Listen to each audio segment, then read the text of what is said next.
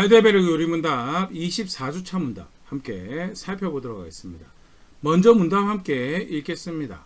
제62문 질문. 그러나 왜 우리의 선행이 하나님 앞에서 우리의 의가 온전한 의 혹은 의의 한 부분이라도 될 수 없습니까? 답. 하나님의 심판 앞에서 용인될 수 있는 의는 절대적으로 완전해야 하고 모든 면에서 신적 법에 합치해야 하기 때문입니다. 또 이 생에서 우리가 행하는 최선의 행위도 모두 불완전하고 죄로 더럽혀져 있기 때문입니다. 제63문 질문. 그렇다면 우리의 선행은 공로가 되지 않는다는 말입니까? 그런데 하나님은 선행에 대해 이생과 내생에 보상하지 않으십니까? 답. 이 보상은 공로가 아니라 은혜로 인한 것입니다. 제64문 질문. 그렇다면 이 교리는 사람들을 조심성 없고 불경스럽게 만들지 않습니까? 답. 결코 아닙니다. 참된 믿음으로 그리스도에게 접붙임된 사람들이 감사의 열매를 맺지 않는 것은 불가능하기 때문입니다. 지난 시간에 이어서 믿음과 선행에 관해서 성경에 가르치고 있는 바를 간략하게 요약하여 소개하고 있는 그런 문답 함께 읽어봤는데요. 이 부분 지난 시간에서 계속 함께 생각해 보도록 하겠습니다. 사도신경 함께 살펴보면서 무엇을 믿는 건가에 대해서 우리 함께 살펴봤었죠. 실제로 그것을 믿는다라고 할 때 그런 믿음을 가진 사람에게 하나님께서 약속하신 구원이 주어진다라는 것. 그런데 그렇다고 한다면 그 믿음과 선행은 어떤 관계를 가지는가라고 할 때 성경에서 우선은 분명히 확인하고 있는 것이 지난 시간에도 봤지만 오늘 문답에도 간단하게 다시 언급이 되었죠. 선행은 절대 구원의 방편이 될 수가 없다라는 것. 무엇보다도 하나님의 법에 부합되어서 의롭다라고 판결받아야지 사실은 구원을 받을 수가 있는 것인데 우리의 선행이 과연 하나님의 법 앞에서 의롭다라고 판정받을 만큼 그만한 선행인가? 절대 그럴 선행은 존재하지 않죠. 갈라디아서 3장 10절 11절 말씀입니다. 무릇 율법 행위에 속한 자들은 저주 아래 있나니 기록된 바 누구든지 율법책에 기록된 대로 모든 일을 항상 행하지 아니하는 자는 저주 아래 있는 자라 하였음이라. 그래서 모든 일을 항상 행하지 않는 자는 저주 아래 정죄 아래 있다. 율법책에 법에 기록된 대로 모든 일을 항상 행하는 자라야 의롭다라고 하는데 실제로 하나님 법에 기록된 대로 모든 일을 항상 행하는 자는 아무도 없죠. 그래서 그 행위대로 의롭고자 하는 자는 정죄 아래 있다는 것, 스스로가 불의하다라는 것밖에는 확인하지 못한다라는 것이죠. 11절 또 하나님 앞에서 아무도 율법으로 말미암아 의롭게 되지 못할 것이 분명하니 이는 의인은 믿음으로 살리라 하였음이니라 하면서 아무도 율법으로 말미암아 법으로 말미암아 행위로 말미암아 의롭게 될 사람은 아무도 없다라고. 그래서 처음부터 의인은 믿음으로 말미암아 의롭다라고 되는 것이다 라고 말씀하셨다라고 확인하는 것이 이전 봤던 갈라디아서 3장 10절 11절 말씀이고요. 분명히 다 성경 분명히 그렇게 확인하고 있습니다. 행위로 구원받는 것이 아니다라고. 행위로 구원받는 것. 실제로 우리가 몇 간단한 예를 또 생각을 해보면요. 대표적으로 구약의 믿음의 조상이더라고 하는 아브라함, 굉장히 믿음의 선택, 본토친척 아비집 떠나라고 할 때 순종해서 떠나가고 지키는 땅 열심히 지키며 어떤 소망이 보이지 않는 데서 열심히 지켰죠. 굉장히 흠모할 만한 믿음의 모습이고 소위 말하는 믿음의 조상이라고 일컬어질 만한 위인입니다. 그럼에도 불구하고 그가 행위로 하나님 앞에서 의롭다람을 판결받을 수 있는 사람이었는가라고 볼 때 결격상이 아주 큰 게 하나가 있죠. 창세기 16장 2절입니다. 사레가 아브라함에게 이르되 여호와께서 내 출산을 허락하지 아니하셨으니 혹 원하건대 내 여종에게 들어가라. 내가 혹 그로 말미암아 자녀를 얻을까 하노라 하매 아브라함이 사레의 말을 들으니라. 사레의 말을 듣고 하갈을 통해서 후사를 보려고 하죠. 그 궁극적인 좀 전에도 읽었지만 그 저변에 깔린 이유는 하나님께서 출산을 허락하지 아니하셨다라고. 아니 하나님은 후사를 주겠다라고 하셨죠. 후사를 주겠다라고 했는데 출산을 허락하지 아니하셨으니라고 그들이 나름의 결론을 내린 것은 뭐예요? 그들의 불신앙이고요. 아브라함과 사레가 사실 하나님을 신뢰하지 못했다라는 것을 보여준 단적인 모습이죠.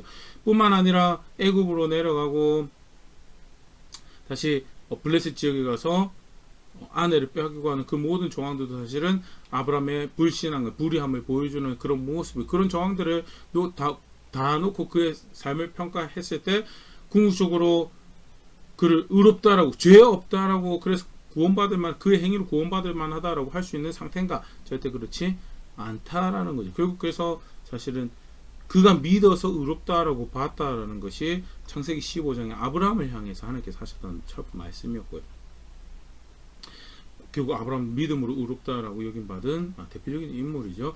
다윗 같은 경우도 다윗도 훌륭한 믿음의 조상으로 많이 우리가 이야기를 합니다. 흠모할 만한 신앙 모습도 실제로 성경에서 우리가 확인할 수 있고, 그럼에도 불구하고 소위 말하는 굉장히 중범죄를 저질렀죠. 그 일생을 통해서 볼 때 흠없다 의롭다라고 과연 다 평가를 할 수 있을 것인가? 그렇지 못하죠. 시편 51편 4절 말씀입니다. 내가 주께만 범죄하여 주의 목전에 악을 행하였사오니 주께서 말씀하실 때 의로우시다 하고 주께서 심판하실 때 순전하시다 하리이다. 그러면서요, 다윗이 우리아 안에 바세바를 범하고 우리아를 살인교살하고 그 문제가 선지자 나단을 통해서 발각이 되고 난 다음에 회개하고 난 후에 고백한 시편이니까, 사실은 범죄하고 난 후에 그걸로 인해 벌 받고 난 후에 고백한 시가 아닐까 그렇게 추정을 하는데, 시기적으로 분명한 것은 상상할 수 없는 법을 전공하신 분이 그런 식으로 이야기한다라고 하더라고요. 사울의 범죄와 다윗의 범죄를 놓고 볼 때 범죄의 죄질로 치면 다윗이 훨씬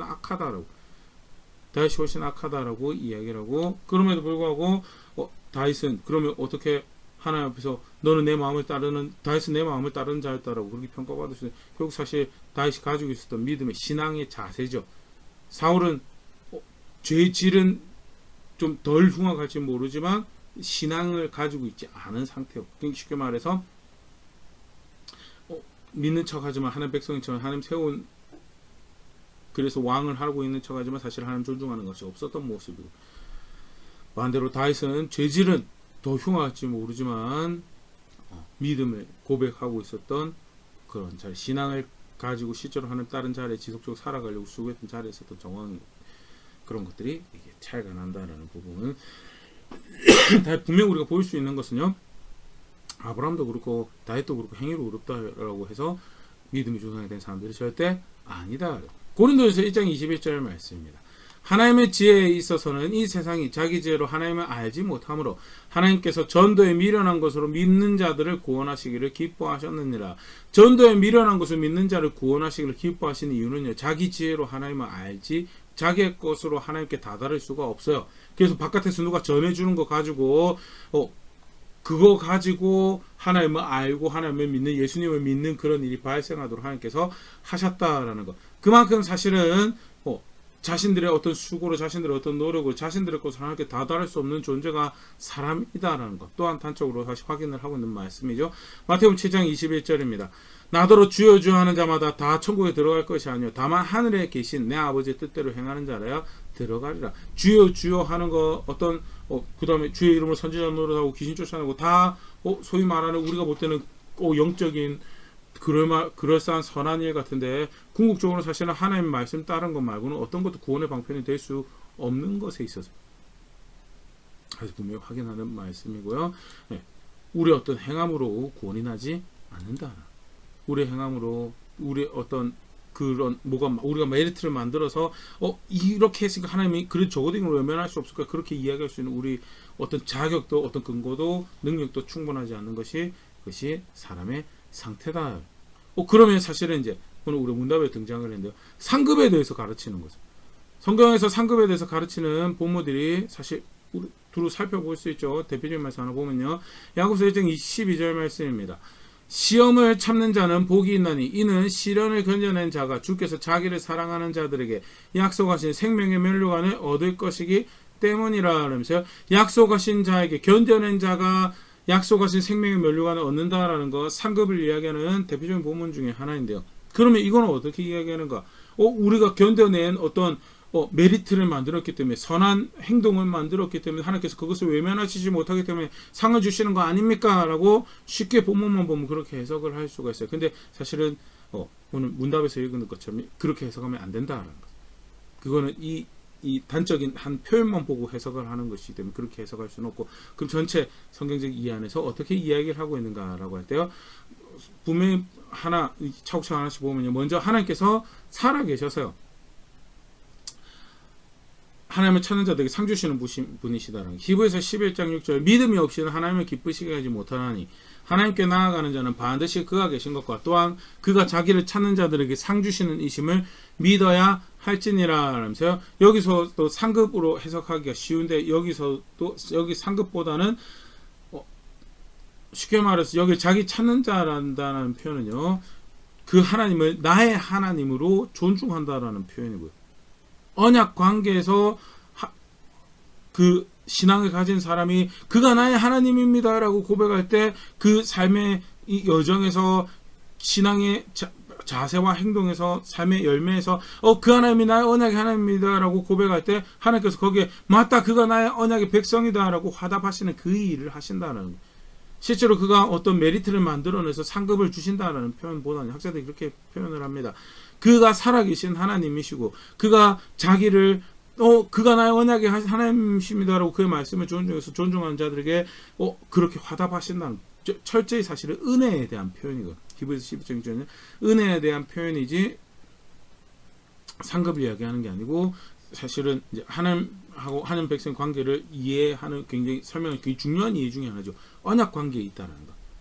그가 나의 하나님이고 그들은 나의 백성이다라는 것. 그 관계가 사실은 예수님 안에서도 형성이 되는 것이고 이스라엘 백성도 그 관계 안에서 사실 이해해야 되는 거죠.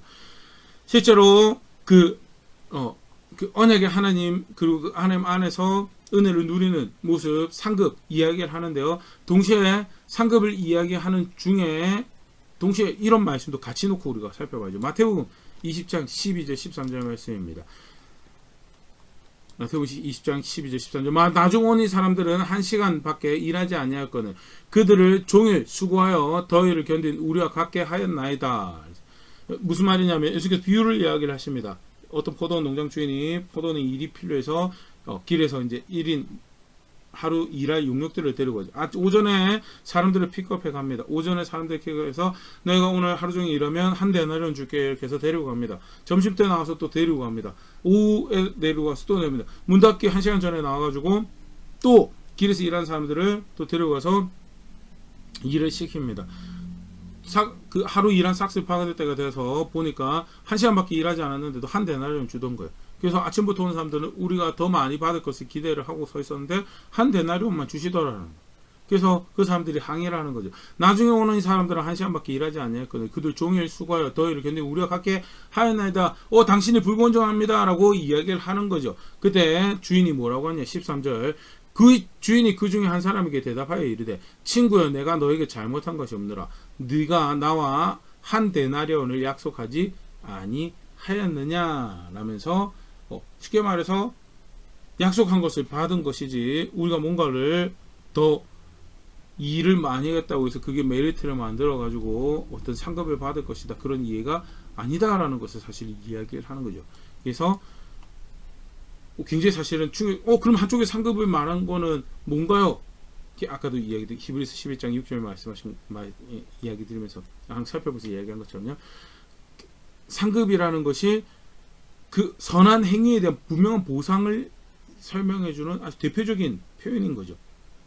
상급이는 뭔가를 선한 것을 했으면 거기에 대한 리워드가 상급이 있을 것입니다. 보상이 있을 겁니다라는 표현은요. 그 선한 행위에 대해서 절대 간과하지 않을 거다라는 아주 대표적인 표현이죠. 그렇다고 해서 그 상급이 그렇게 존재를 하느냐. 사실은 성경에 또 다른 표현 보면요. 누가복음 17장 10절입니다. 이와 같이 너희도 명령받은 것을 다 행한 후에 이르기를 우리는 무익한 종이라 우리가 하여야 할 일을 한 것뿐이라 할지니라 하면서 종이 일을 열심히 했다고 해서 상전보다 먼저 밥해주는 일이 있겠느냐. 아니 종 열심히 해서 자기 일 그냥 한 것뿐이고 명령받은 사람들 가져야 될 마땅한 자세는 무익한 종이라는 하여야 할 일을 한 것뿐이다는 쉽게 말해 상급을 이야기하는 거랑 전혀 반대 개념을 이야기를 하고 있는 정황이고 그러면 이것을 다 어떻게 이해를 해야 되는가? 아까도 이야기드렸던 것처럼 문학적 표현으로 보상에 대해서 가르치는 대표적인 표현이 사실은 리워드, 상급이 있다라는 거죠. 거기에 대해서 보상을 할 거다라는 거죠. 실제 그만큼 언약의 하나님은 자신을 언약의 하나님으로 알고 그 앞에 존중과 사랑과 헌신과 충성의 고백을 한 거에 대해서 그냥 지나치지 않을 것이다는 그냥 지지하지 않으면 어떻게 할 거냐는 거. 그가 내 언약의 백성인 것을 티를 분명히 내실 거다라는 거죠. 그게 그리고 받으실 만한 신앙이다라는 것을 확인을 하는 표현이고요. 궁극적으로 우리는 사실은 하나님 앞에 은혜가 아니면 벌받아야 될 존재들이고 무익한 종들이고, 그런데 그가 은혜로우신 분이셔서 우리를 부르시고 우리가 그 언약을 존중하고 그의 말씀을 존중하고 살아갈 때 내가 너의 언약의 하나님이다 맞다라고 화답하실 거고, 그것은 이 땅에서의 모습뿐만 아니라 이후에 영원한 나라에서 이루어질 그 약속의 성취 가운데서도 마찬가지고, 상급은 사실 그런 걸 이야기를 하는 것이지 우리의 선행이 어떤 메리트를 만들어내서 무시를 하지, 하나님도 무시를 못할 것이다 라는 것, 그런 개념을 이야기하는 것이 아니다. 아까도 한 것처럼 약속한 거 받는 거다. 다만 약속한 거 받는 거다라는 거예요. 그러면 더더욱 선행에 대해서 이제 문답에 이제 마지막 나왔던 질문이죠. 선행에 대해서 동기가 부족해지는 거 아닙니까? 사실 뭔가를 더 받아낼 게 있다고 생각을 해서 선행을 한다라고 한다면 사실 그 첫 단추도 잘못 꿰인 거죠. 오늘 문답에서 표현한 것처럼요. 은혜를 헤아린다면요. 누리고 있는 은혜가, 받은 은혜가 얼마나 놀라운지 헤아린다면 그가 기뻐하시는 감사의 고백으로, 신화의 고백으로 선행을 행할 수밖에 없다라는 것이 실제로 성경에서 가르치는 거죠. 얼마나 놀라운 은혜를 하나님 아들이 나를 대신하여 주시고 내가 그 안에서 용서받고 관계가 회복되어서 원수 같은 관계가 아니고 아버지라고, 그 하나님은 내 아버지라고 부를 수 있는 관계가 되고, 그 은혜 가운데, 그 은총 가운데 영원한 그의 나라를 향하여 여정을 살아낼 수 있다는 것, 굉장히 큰 특권이고 큰 은혜죠. 주신 하루하루가 주께서 만드신 날이다라고 고백할 수밖에 없는 놀라운 그런 시간들이 허락되어 있는 그 여정 밟아내면서 내가 뭔가를 더 얻어내기 위해서 메리트를 하게 아니, 감사의 제목, 감사의 고백으로서 선행을 하는 것이고, 신앙이고 내가 그를 나의 신뢰할 만한 주인으로 압니다라는 고백으로 선행을 하는 거다라는 것. 히브리서 13장 15절 16절의 말씀입니다. 그러므로 우리는 예수로 말미암아 항상 찬송의 제사를 하나님께 드리자. 이는 그 이름을 증언하는 입술의 열매니라. 찬송의 제사라고 해서 그냥 문자적으로만 해석을 하면 그냥 노래에 열심히 찬송가 하라는 모양이다. 아니요, 그게 아니고요. 그 입술을 증언하는, 입술의 열매, 그의 증인이 되는, 그가 얼마나 나의 삶에 놀라운 분이신지를 증언하는, 그를 존중하고 그의 말씀을 존중하는 선행을 살아내는 그 모든 증인된 모습을 다 포괄적으로 포함한 찬송의 제사라는 거죠. 결국 그래서 그걸 뒤에 이렇게 설명하면 16절, 오직 선을 행한가 서로 나누어 주기를 잊지 말라. 하나님이 이 같은 제사를 기뻐하시는, 선을 행하고 긍휼히 여기고 은혜를 나누는, 그걸 뭐라고 하냐면 제사라고 표현해요. 그 앞에 찬송의 제사는 더더욱 노래의 찬송의 제사를 이야기하는 것이 아닌 걸 보일 수 있고요.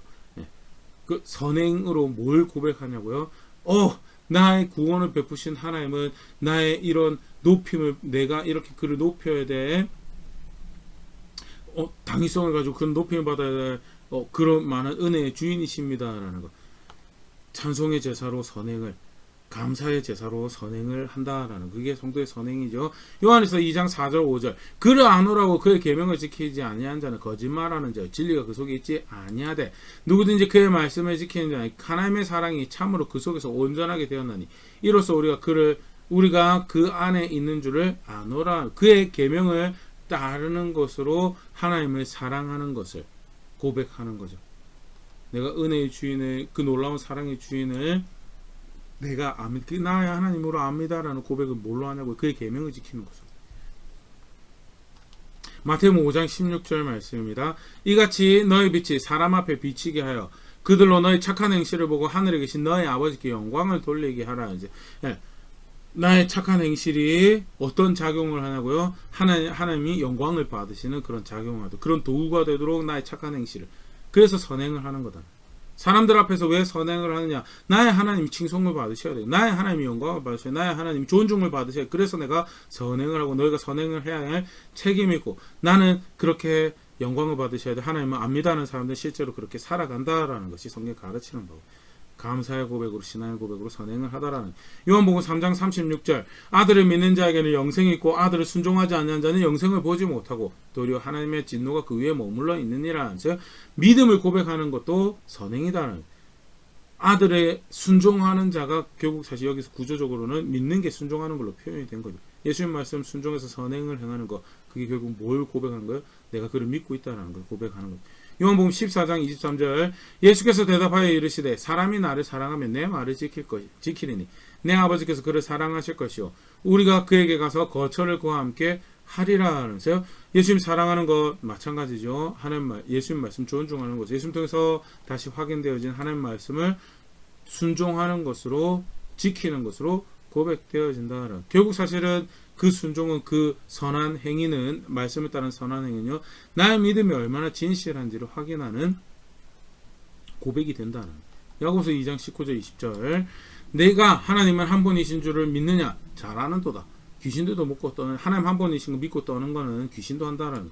20절 허탄한 사람은 행함이 없는 믿음이 헛것인 줄 알고자 하느냐. 하나님 한 분이신 줄 알고 떠는 건 귀신도 잘한다는. 근데 그 귀신은 뭐 한 거예요? 하나님 말씀에 순종하지 않죠. 대적하죠. 오히려 속이고 미혹하고 대적하는 일을 하고. 믿음이다라고. 내가 그를 나의 구원으로 알고 그를 소망으로 하는 믿음이라고 고백하는 것은, 그래서 믿고 귀신처럼 그렇게 하는 그 이상을, 쉽게 말해서 순종을 하는 그의 말씀을 따라 행하는 것을 포함하는. 그래서 야고보서 2장 26절 결론이 이렇게 이야기하죠. 영혼이 없는 몸이 죽은 것 같이 행함이 없는 믿음은 죽은 것이니라면서. 행함이 없는 믿음은 죽은 거다. 그 가짜 거짓된 믿음이다.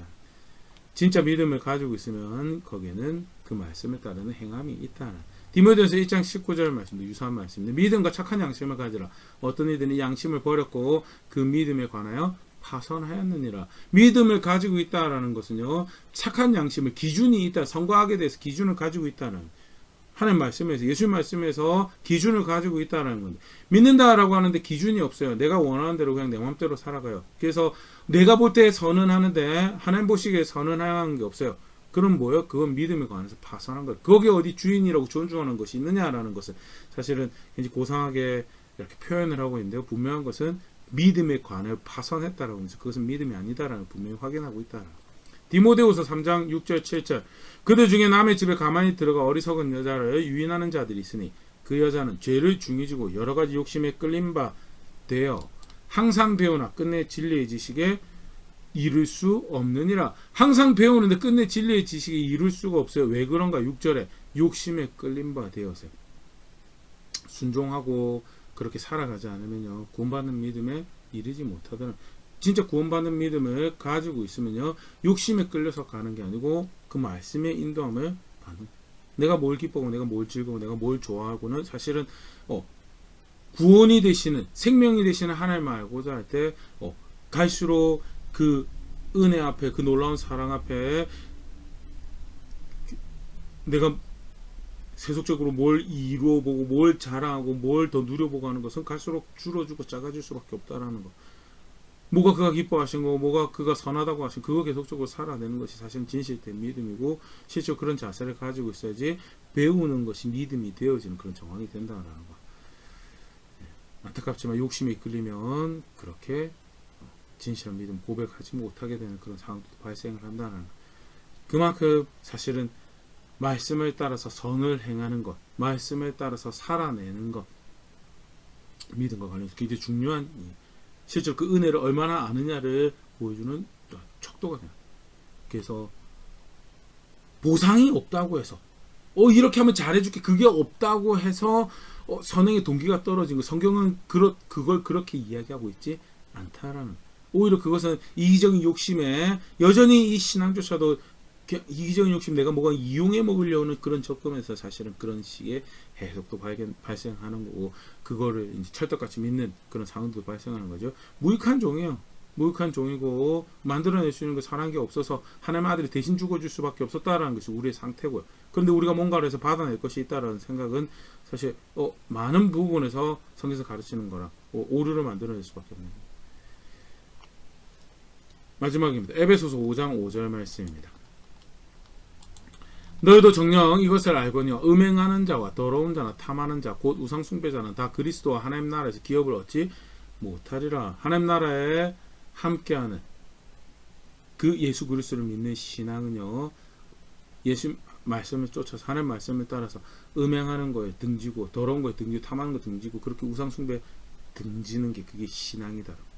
믿는다라고 하는데 말씀에 따르는 선을 행하는 게 없다고. 말씀에 따른 의로운 행함, 말씀에 따르는 공정한 것을 행하는 게 없다라고. 말씀에 따른 진실한 것이 없다라고요. 그러면 사실은 오히려 정직하게 말씀 앞에 다시 들어봐야 돼요. 믿는다라고 할 때는 반드시 저런 삶의 열매들이, 삶의 고백들이, 실제적인 순종의 열매들이 있다라는 것. 그래서 구원의 방편으로 선행을 존재하는 게 아니고 신앙 고백으로서의 선행이 존재하고 감사의 고백으로, 사랑의 고백으로 선행이 존재하더라. 그래서 기독교 또 신앙을 가지고 있다라고 할 때 교회의 선행은 굉장히 중요한 우리가 살아내야 될 모습이 된다는 것. 관련해서 간단하게 살펴봤는데요. 말씀 믿음과 선행 관계 잘 정리할 수 있으면 좋을 것 같고요. 아울러서 선행이 그렇게 중요하다라고 하는데, 말씀 따라 순종해서 선을 행하는 거, 의를 행하는 거 그렇게 중요하다라고 하는데 나는 어떤 신앙을 고백해왔던가 말씀을 정직하게 돌아볼 수 있으면 좋을 것 같고요. 분명히 따라 살아내야 될 게 있습니다. 배워내야 될 게 겸손하게 지속적으로 배우는 자리에서 마음을 깨우고 생각을 깨워서 살아내는 모습들 겸손하게 살아내는 자리에 있는, 그렇게 걸음걸음 구원의 하나님을 알고 소망의 하나님을 알고 있습니다. 고백하는 자리에 있는 그런 우리가 될 수 있으면 좋을 것 같습니다.